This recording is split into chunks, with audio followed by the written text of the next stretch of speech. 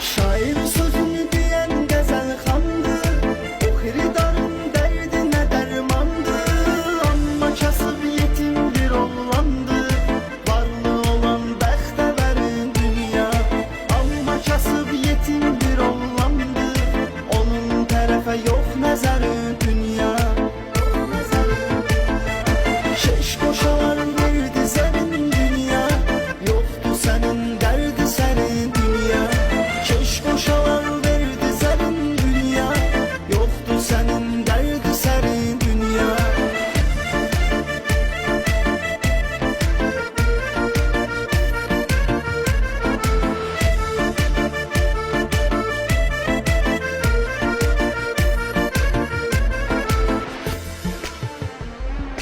Sən elə bilmə arzularıma çatdın, mən bu fikirlərimi başdan attım. Valla səndən üzənmədim, batdım, elə bil dəryasan dərin dünya. Valla səndən üzənmədim, batdım, elə bil dəryasan dərin dünya.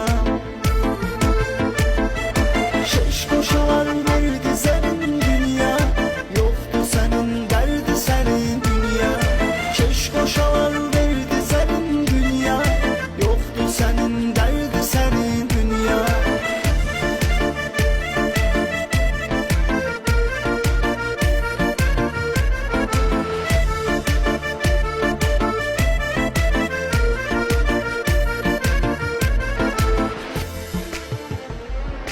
Hiç olmasın heç arzum diləyim, Tanrı yerə dəyməsin kürəyim.